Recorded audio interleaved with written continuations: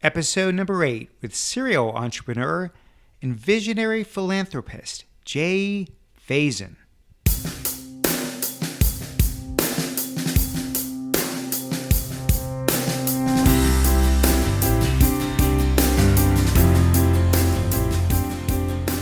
Welcome to The Art of Excellence, a show about people doing extraordinary things in their lives.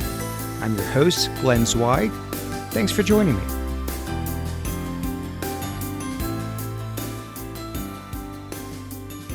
My guest today is Jay Faison. Jay is the founder and chairman of SnapAV, a high-growth technology company that designs and distributes audio-video products. SnapAV has been on the Inc. 500 list for several years and was acquired by General Atlantic in 2013 for around $200 million. He is also the founder and CEO of ClearPath Foundation, whose mission is to accelerate conservative, clean energy solutions. Jay has received many accolades, including the Ernst and Young Entrepreneur of the Year for the Southeast Region Award and Politico's Top 50 Visionaries Transforming American Politics. Jay, it's my pleasure to welcome you to the show. Thank you very much, Glenn. So where does all this entrepreneurial energy come from? Your dad was a pretty prominent real estate developer. So does it run in the family? Were you entrepreneurial as a kid? Walk us through that. I have ADHD. I just learned it a year ago. I learned it because my son was diagnosed with it. At first the teachers, and then we went and we listened to a psychologist talk about it. And I was sitting there and I realized, wow, I've I've got this, which I'm a slow learner apparently. So, and then I've done some research on it since. I think my dad had it. A lot of entrepreneurs have it.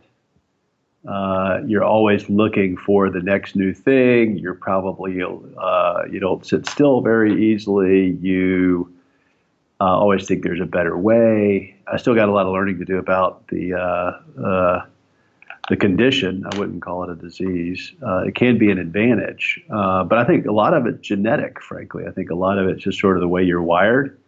You know, a lot of ADD people are wired to be a little bit more risk tolerant. So that's certainly a piece. And that's maybe the biological component. Yeah. But does that then translate into, ever since you were young, we're thinking about the future and going through school, did you always know that this is the path for me? Whatever it is, it's going to be on my own. And I probably thought I was just going to work for my dad at some point in time. But the older I got and the more interested I got in other things, I decided that I kind of wanted to build something on my own. And that was probably something that clicked in me when in my mid-20s. Okay, so before we get to SnapAV, prior to that venture, you flew off to Portugal and opened several Blockbuster stores. What was that all about, and what happened with that venture? Well, I was either going to take a job on Wall Street. I had an offer at the place I'd worked this summer during business school, or I was going to try something in small business. And I had a guy come to Darden, where I went to business school, and talk about his venture in Portugal. And I was head of the Entrepreneur Club and had lunch. And he said, I'm interested in getting a Blockbuster video franchise. And I said, well, I know a couple people. And he said, well, if you think you could get it, maybe we could talk about having you help develop it here. And so that's kind of how it got started. I just felt the lure of the adventure, to be honest. And I felt like I do think it's important to sort of begin with the end in mind. And I thought that banking wasn't the end, and I was always trying to ladder up experiences and make sure that one led to the other.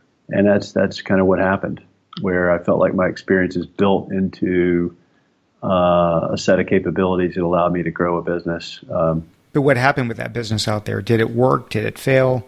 What did you learn from it? We got caught with some pretty tough dynamics, namely piracy, which really took Blockbuster down in a lot of emerging markets. So we got out with a little bit of our bait, but it was a pretty tough deal. The timing, we had a deal where we would have sold and gotten a decent return, and that deal sort of fell apart, and we held on a bit too long, and the market kind of turned against us. It was an uphill fight all the way. Everything about it was hard, but sometimes that's the best learning experience you can have.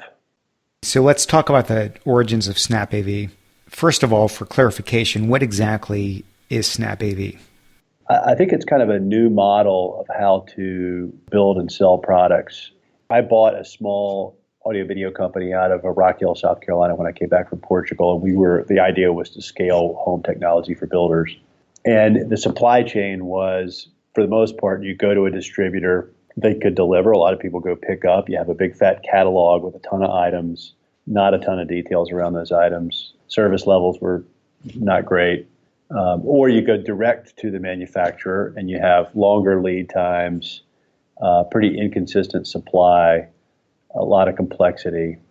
And meanwhile, a lot of their supply chains for the folks we were buying from had moved to China anyway. So there was clearly a disintermediation sort of play there where you could go straight to China and leverage modern sort of go-to-market strategies. So we kind of modeled after Amazon trying to be super easy for customers, which were audio video dealers. The difference between us and Amazon, obviously, they're a lot more sophisticated on some of their tools and infrastructure, but we decided to build basically a big content engine around all our products. It made it easy for installers to learn and to do products and install them. So we had a differentiated strategy, a whole new, completely different business model, and frankly, it was just a better way for audio video dealers to buy. And so today SnapAV is a market leader, a lot of because of the way we went to market. But how do you come up with that idea? I mean, had you worked in the AV industry? Were you a customer and had a bad experience? I mean, we were a retail supplier. We were a subcontractor for audio video. And so we ended up competing with the people that were supplying our company. It's possible, surely, and I'm sure a lot of people do build businesses by coming up with great ideas by sitting behind their desk. I'm not one of those people. I really get the ideas when I'm out in the market, in the field, in front of people, asking a lot of questions. That's how the ideas come to me. I think that's true for most entrepreneurs. And clearly, there was some brokenness to our supply chain that yielded an opportunity, and that's how it was. To me, it was fairly obvious. We were being overcharged, underserved, and the delivery model was not great. And I had a guy come back from China who worked for a big electrical company, U.S. electrical company. He was starting a sourcing firm. I gave him 3 or 4 products. I said, "How much do these things cost in China?" And he came back to me, and I said, "Wow, there's got to be a business in this." And so that's where we started. Well, as you know, startups don't usually go from zero to a huge exit like that without some challenges along the way. What were some of your biggest ones? I think some of the biggest challenges were myself. A lot of entrepreneurs are good at doing and not as good at leading. It's fine when you have a small company, you can lead by example. But when you have to start relying on other people to make decisions and you start scaling a company, you have to learn how to take a step back and how to talk about intent versus giving directives, and how to build strategy collectively and collaborate. And fortunately, I had a strong team who pushed back on me when that wasn't the case. And so I learned it the hard way. I learned how to be a strategic leader versus a tactical entrepreneur. And that's a hard step for a lot of, hard charging, get it done now type entrepreneurs. Meaning going from being a micromanager to being more of a delegator. Sort of. I think a better description would be going from tactical to strategic. Building strategy in a team versus the individual coming up with all the plans and then delegating. That doesn't work very well unless you're brilliant and everybody, you always got the right ideas and everybody trusts you. When they don't come up with the ideas themselves or in collaboration, then as soon as it doesn't work, they disavow themselves of the ideas and the plans. Whereas if they're involved in building the plans, then everybody owns the plan collectively. That's enormously important in my viewpoint.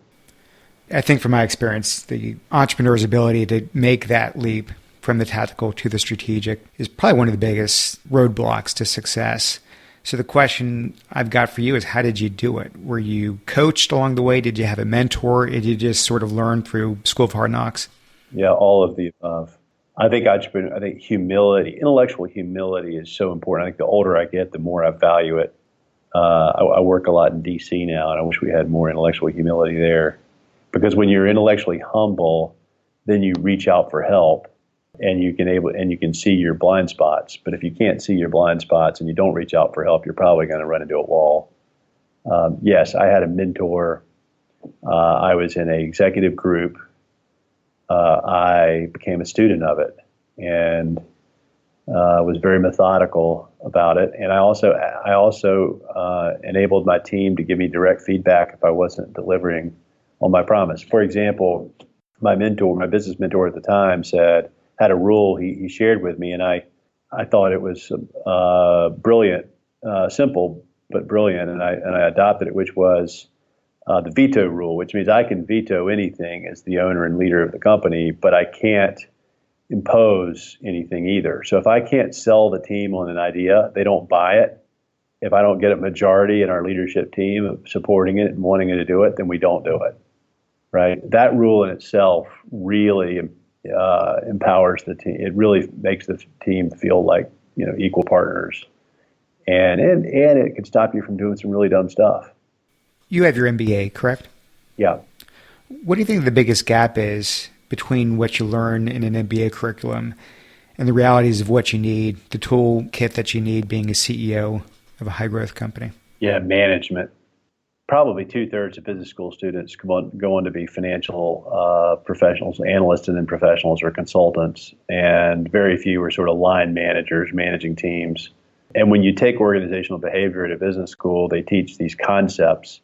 But the blocking and tackling of management, like, for example, management rhythm, I'd never heard of that before until I was 30 something, right? Which is kind of crazy. But you should have everybody that reports to you should be on some sort of recurring management rhythm with feedback loops and accountability and all this stuff. I learned that well after business school. I'd never heard of it before, which to me, if you're not doing management rhythms, you're going to be in trouble before too long, for example. So I think they miss some of the blocking and tackling.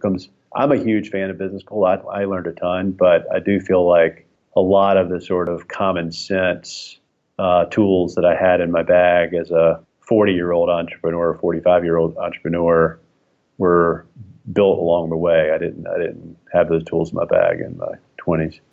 I know hypotheticals are really tough to answer. The Portugal deal didn't quite work out the way you had hoped. SnapAV obviously did, but let's just say that it didn't. Maybe you timed it wrong, or you just never got the traction, you misidentified the market, and let's just say that one ended too soon as well without any sort of exit in financial return. Do you think you would have just continued to be an entrepreneur and find new ideas over and over again? Or do you think you would have said, you know what, if this doesn't work, I'm waving the white flag, I'm going to corporate America and getting some other job? Do you have any sense of had that happened where you would have gone? I might have wound up in real estate doing deals and stuff. I've always been a good deal guy. I don't think I would have dusted myself off and tried again after all the iterations I'd been through. I think that would have been like, okay, I'm not built to build a big, strong company. I don't think I would have made it. Right. You got to. I think you might have one or two losses in you. I'm not sure. I'm not sure you can, after years of grinding it out on a new idea. I don't know how many resets you have in your system. Some have more than others. Some only have one. So I think it's okay to fail once, but probably don't want to fail twice. Just too hard to recover emotionally, you're saying? Yeah, I think entrepreneurism is all about energy and confidence. And if you lose either one of those, then I think you're in trouble. Let's move on to ClearPath. So you sell SnapAV. You started this foundation to raise awareness to conservatives about clean energy. You donated $165 million of your own money to start it. Why are you so passionate about clean energy? Well, up in D.C., I don't talk about climate change that much because it's fingernails across the chalkboard in the Republican Party. And we don't have to agree on all the details of the science to agree that new energy technology is cheaper, better, and cleaner. So that's sort of our talking point. But I agree with the World Economic Forum in Davos, for example, that would said 2 years running, climate change is the number one risk to our planet. Those are the top 750 world CEOs. Or I'd agree with the president of MIT who said that this is the biggest risk that humanity's ever faced. People that know this stuff, really spend a lot of time in it. 99% are scared.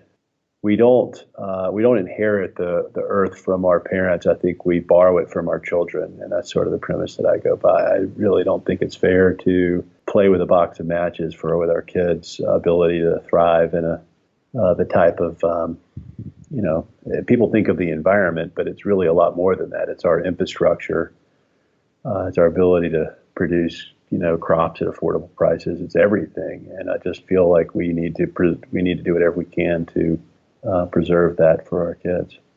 But you could have written checks to organizations affecting positive change with the environment.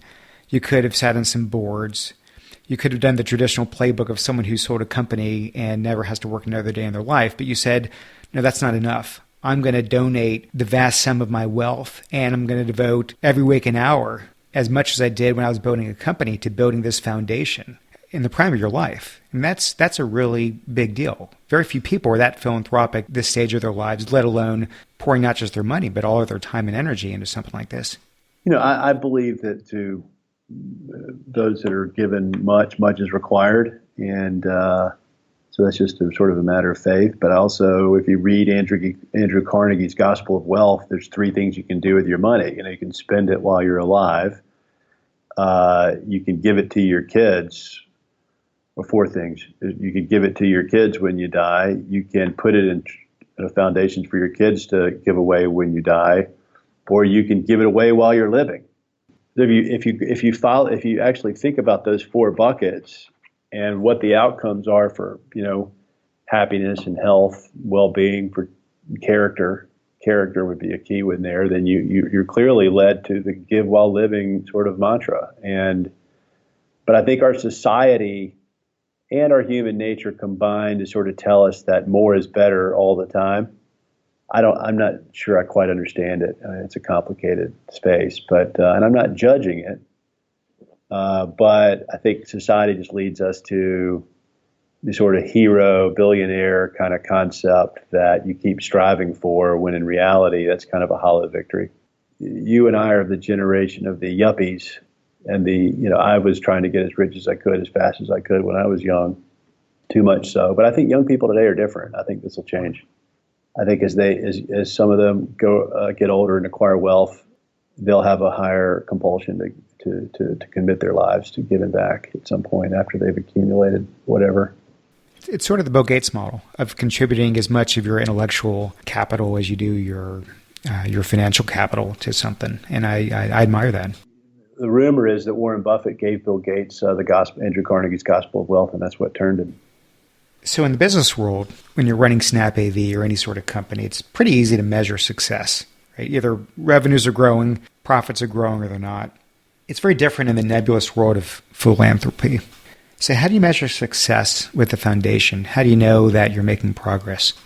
That's the challenge and the problem with philanthropy.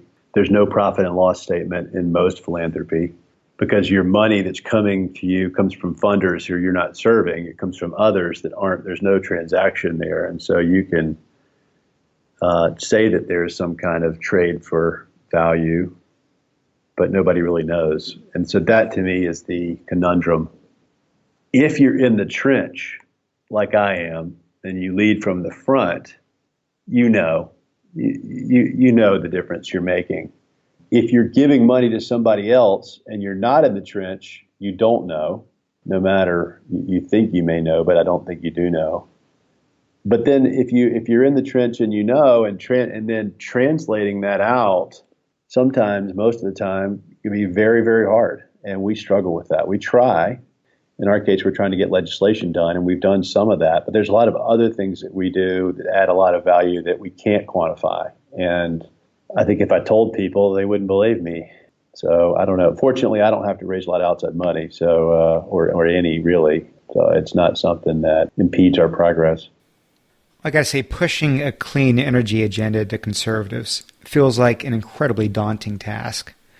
I mean, you're essentially trying to disrupt an institution pretty much set in its ways, the same way you disrupted an industry when you were at SnapAV.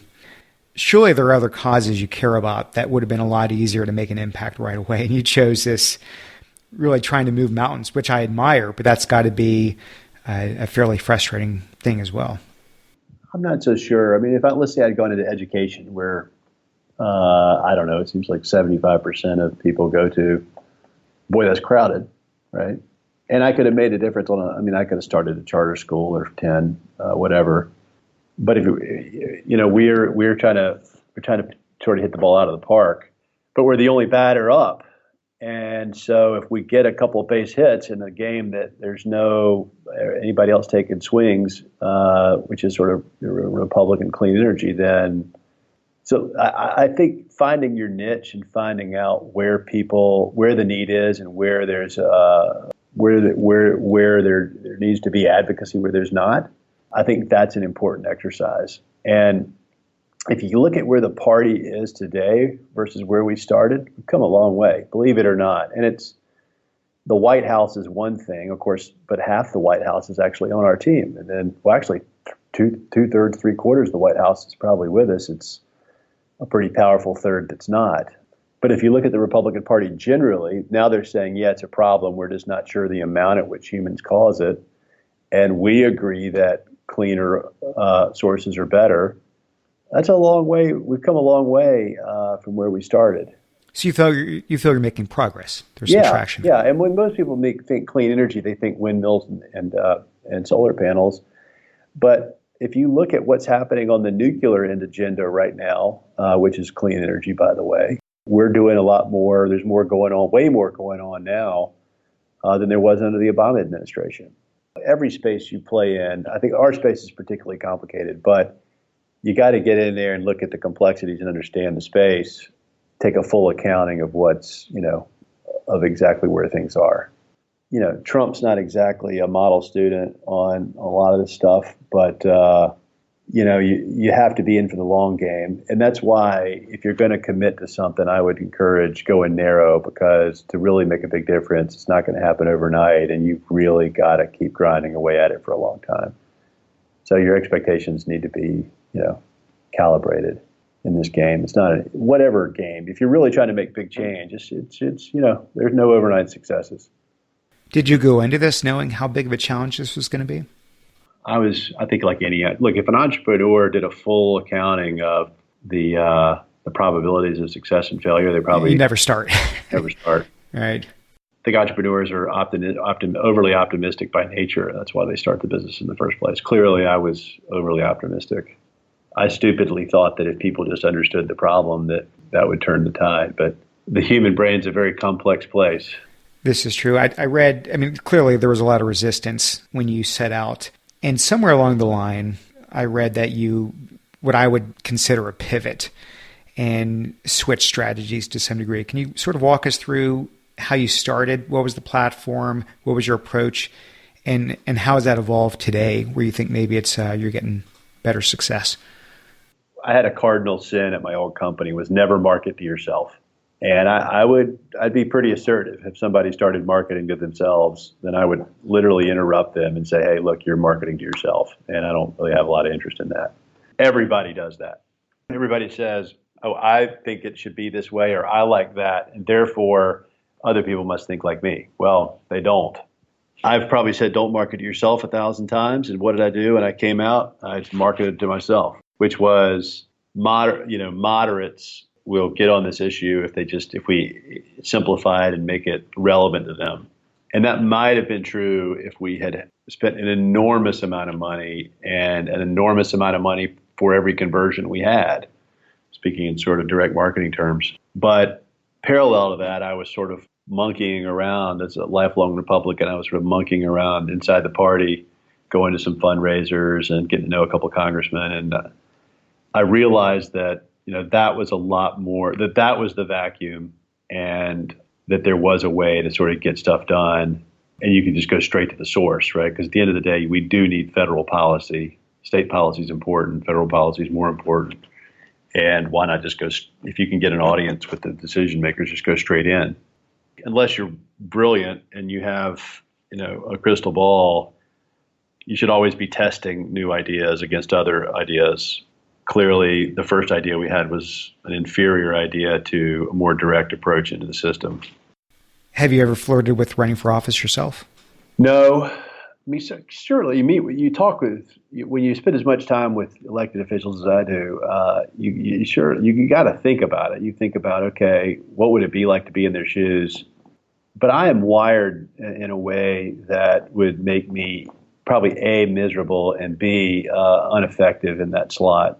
They take a lot of heat for being, incompetent or whatever. But most of what I would say is they're just overscheduled in a system that is full of nonsensical to-dos, which would drive me literally crazy. I wouldn't be able to find the bandwidth to do really strategic things or build any kind of coalition I needed to do things that I thought were important. And that's sort of the trap that I think we're in as a nation, where a lot of our elected officials are an inch deep and a mile wide, and it's not actually their fault. Long answer, no. I think our organization, being very narrow and deep, can add more value than if I were actually sitting in an office. Now, if I were a governor or something like that, that'd be different. You have a lot more power, and you can be more strategic because you have a whole team behind you. But certainly in Congress, no. I think I'm getting more done where we are than if I were sitting in the chair up there. Yeah. And this isn't a show about politics, but if we had term limits, maybe people care more about change than they do about keeping their seats, and that would change the dynamics in Washington. But another discussion for another day. So now that you're a full-time philanthropist, do you enjoy it as much as you did the for-profit world?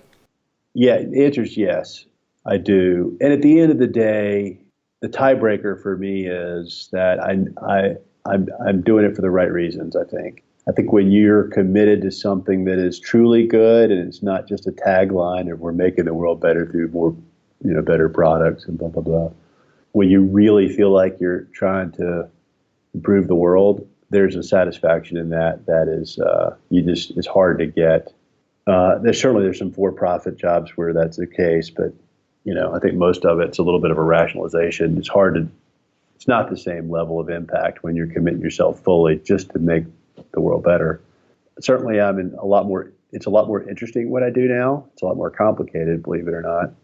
But I do miss the scorecard. I do miss, like it'd be like playing golf without a scorecard. It's just not as much fun. I like to go and test myself and test my team, and it's harder here.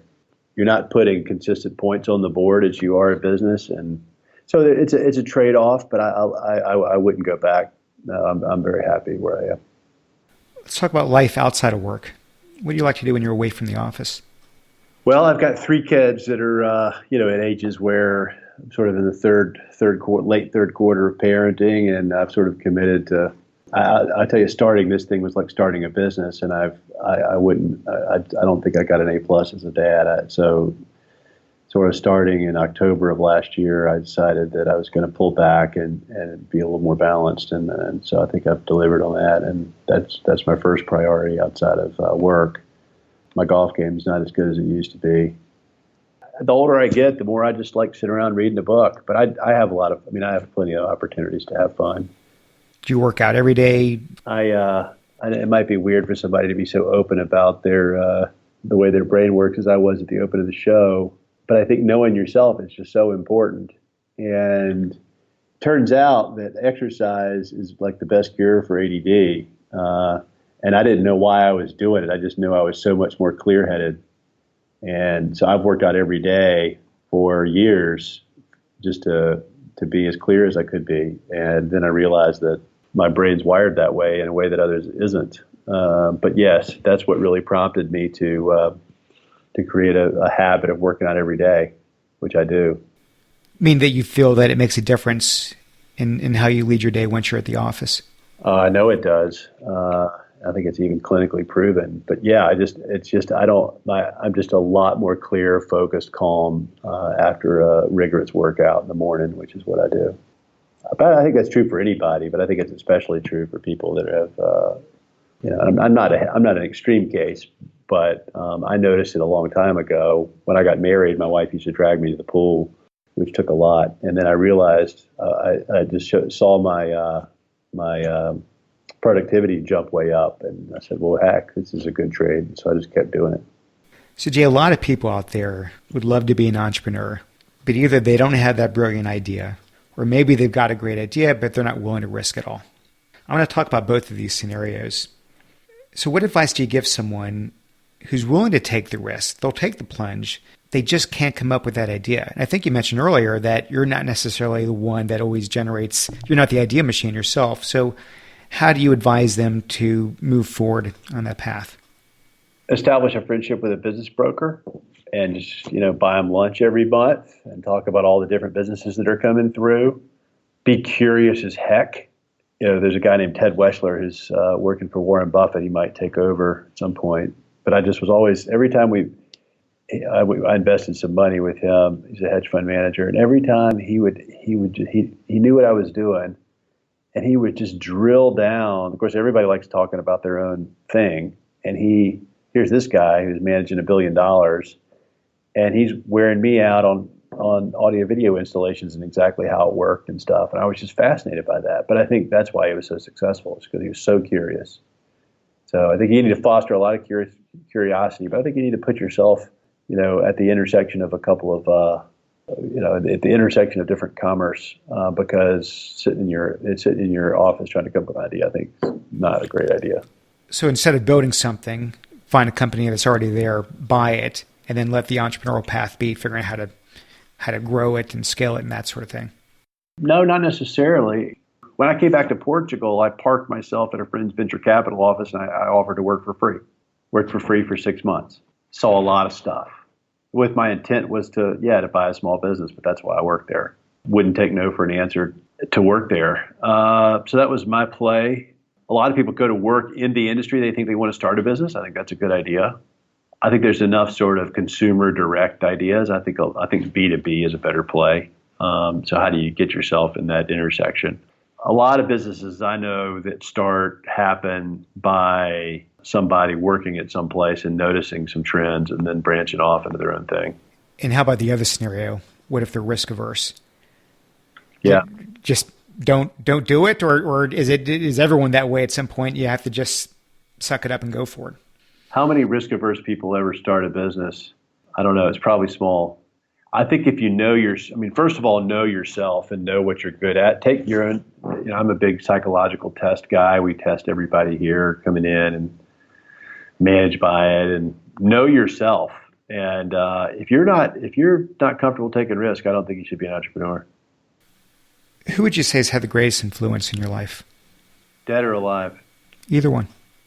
I almost sound like an athlete, but after a Super Bowl or something. But I'd say Jesus Christ has clearly had the most impact in my life. I've had a kind of personal encounter with him in my 20s that stuck with me and sort of changed my heart.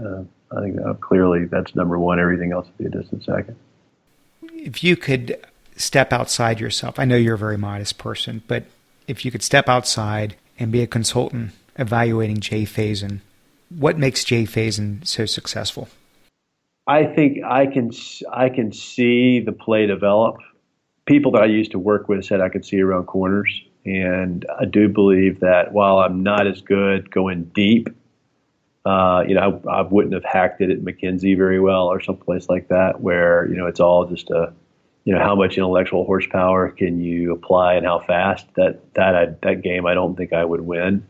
But if you said, okay, here's a pattern recognition, for example. They say Napoleon, when he saw the battlefield develop, he could see the enemy's weaknesses better than anybody else. And then he would apply all his forces in one area. And I feel like that's a trait that I do have, that, knowing where to place your resources and where to sort of march is huge. So not the best analogy, but sort of like chess, you can see 2 or 3 moves ahead, whereas some people can only sort of just look at what's on the table right then and there. They can't estimate what's going to happen to the opponent's moves based on your moves, and you're able to sort of see where the board's going to end up. Does that make sense? It does. It does.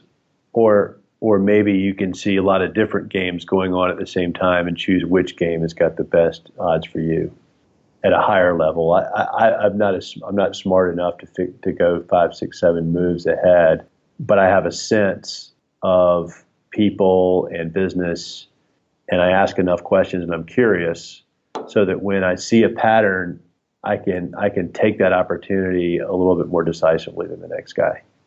So continuing on that note, if you look back at all the success you have had, some of it is just, and I'll attribute some of that just to raw talent, the way you see the world and what you might be able to see that others can't. There's also just hard work and tenacity, and there's usually some degree of luck and timing along the way. What % of your success do you think would be attributed to each of those buckets? Luck and timing cannot be underestimated. Kenny Rogers, know when to hold him and know when to fold him is huge. Good strategy and good timing are very, very important. Actually, I talk about 3 different things when I talk about a business. I talk about the plan, the process, and the people. And in that order, not in order of importance, but in order of sequence. You need to have a good plan, even if it changes. You need to have a plan. A lot of people don't do very well at that. And it needs to be strategic. And in early, you need to iterate on it a lot, and then over time, hopefully, you don't have to. And then process, I think you need to build repeatability. And then people, you have to get good people, and you have to have the right people to sit in the right places on the bus. It all sounds very simple, but very few people think like that and really execute like that. And to do all that requires a lot of commitment, a lot of energy, and a lot of persistence, right? A lot of grit. And that's I think that's to some degree what young people today don't have as much, maybe as we have. I don't know, the ability to just keep getting hit and getting back up and trying again. They've been a lot of pampering sort of reduces people's level of grit. So yeah, plan, process, people, and a lot of grit. And do you try to assess that grit quality when you're interviewing people? Some people, I need grit, and some people I don't need grit, and it just depends. If I'm talking about somebody who's going to lead a business, I'll be, and especially something that's new, yeah, absolutely. So if you could jump in the proverbial time machine, and you're not that old yet, so you don't have to go back too far, but go back to the 20-something Jay Faison, just graduating from school, knowing what you know today through the ups and the downs, through the various businesses. What advice do you give yourself? Know thyself. Submit yourself to a 360-degree review by the people that know you well. Do some psychological testing on yourself.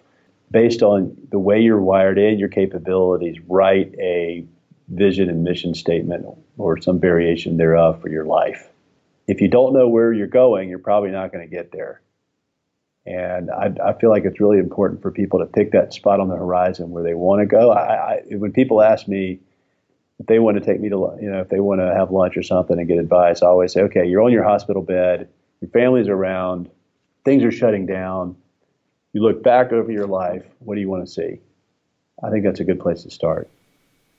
Well, we'll end on that note. That's great advice. Jay, this has been fascinating for me. I wish you all that luck in the world, and not just luck, but I know success is going to happen with ClearPath. And you've had a great career in the for-profit world. It's going to translate, I know, to the nonprofit. And thanks for being part of the program. You're a true professional, Glenn. I wish you well, sir. Thank you, Jay. Yeah, man. Take care. All right, you as well. Bye-bye. All right, bye-bye. Hey, thanks for listening. I hope you enjoyed that as much as I did. You can subscribe to the show at iTunes, Stitcher, and theartofexcellence.com. I've got one small favor to ask. If you like the show, please take a minute and leave us a review on iTunes. I would really appreciate that. I'll see you next time.